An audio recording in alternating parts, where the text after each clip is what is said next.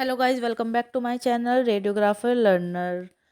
तो I hope so आप सब अच्छे होंगे। तो मैं आज आपको बताना चाहती हूँ कि मैं रेडिएशन फिजिक्स की क्लास आज से स्टार्ट कर रही हूँ। ठीक है, जो जो स्टूडेंट मेरे साथ प्रिपरेशन स्टार्ट करना चाहता है फॉर ए गवर्नमेंट एग्ज़ाम, तो वो आज से स्टार्ट कर सकता है। तो आज से मैं रेडिएशन फिजिक्स की क्लास स्टार्ट कर रही हूँ। तो सबसे पहले चैप्टर आता है रेडिएशन फिजिक्स में फंडामेंटल कॉन्सेप्ट्स। ठीक है, तो आज हम फंडामेंटल कॉन्सेप्ट के बारे में पढ़ेंगे। और फंडामेंटल कॉन्सेप्ट में पहला topic he matter of energy आता है। ठीक है, हम बिल्कुल बेसिक से स्टार्ट करेंगे, बेसिक से लेके चलेंगे कि आप लोगों को भी समझ आए और आप तैयारी कर सको मेरे साथ। ठीक है, तो पहले हम देख लेते हैं मैटर ऑफ एनर्जी। जो फिजिक्स है ना, फिजिक्स एक ऐसी साइंस है जो हमारी नेचर के साथ डील कराती है। मतलब फिजिक्स एक ऐसी साइंस है जो हमारी नेचर के साथ डील कराती है। हर एक नेचर में जो भी चीज़ें हैं उसमें ऐसा नहीं है कि फिजिक्स जहाँ यूज़ ना हो रही हो। हर एक चीज़ में हमारी फिजिक्स यूज़ ही होती है।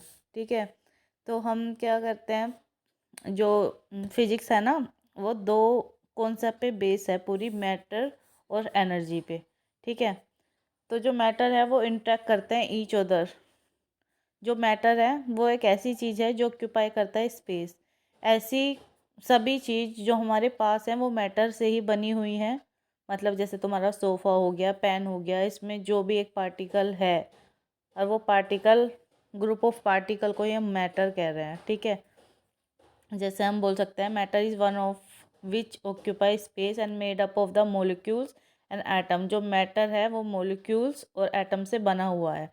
ठीक है, जैसे गोल्ड हो गया, वुड हो गया, वाटर हो गया, एयर हो गया, ये सारी चीज़ क्या हमारी मैटर है। Matter exist solid liquid gas, मतलब किसी भी स्टेट में वो चीज़ ऑक्यूपाई हो सकता है। Matter can convert one form and another by physical and chemical means. मतलब जो मैटर होता है ना वो कन्वर्ट हो सकता है एक फॉर्म से दूसरे फॉर्म में किसी भी फिजिकल और केमिकल प्रोसेस से। जैसे मैं अगर आपको एग्जांपल बताऊं तो मेल्टिंग आइस। अगर हम जो आइस है हम उसे पिघलाते हैं तो क्या होता है, पहले आइस सॉलिड रहती है फिर लिक्विड बन जाती है। तो उसमें क्या हो रहा है, एक फिजिकल प्रोसेस हो रहा है। फिजिकल प्रोसेस हो रहा है तो उसकी फॉर्म चेंज हो रही है, सॉलिड से क्या हो रहा है, लिक्विड में कन्वर्ट हो रहा है। तो उसी प्रोसेस को हम मैटर की फॉर्म कन्वर्ट कन्वर्जेशन बोल सकते हैं। जैसे one form to another form physical process के थ्रू होता है मैटर चेंज। और दूसरा होता है केमिकल प्रोसेस के थ्रू। जैसे बर्निंग ऑफ वुड, अगर हम किसी भी लकड़ी को जलाएंगे तो ऐश बन जाएगा। ठीक है, मतलब राख बन जाएगी, तो केमिकल प्रोसेस हो सकता है। तो जो मैटर है हमारा दो चीज़ से ही कन्वर्ट हो सकता है, एक तो फिजिकल प्रोसेस से और एक केमिकल प्रोसेस से। और कोई प्रोसेस नहीं है कि वो हम उसको कन्वर्ट कर सकें।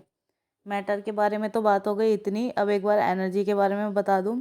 एनर्जी क्या होती है हमारी, किसी भी काम करने की क्षमता को हम एनर्जी बोल सकते हैं। क्योंकि हम काम जब भी कर सकते हैं जब हमारे अंदर एनर्जी होगी। अगर एनर्जी नहीं होगी तो हम कुछ भी काम नहीं कर सकते। तो एबिलिटी टू डू वर्क को ही हम एनर्जी बोलेंगे। एनर्जी भी जो होती है बहुत सारी फॉर्म में होती है।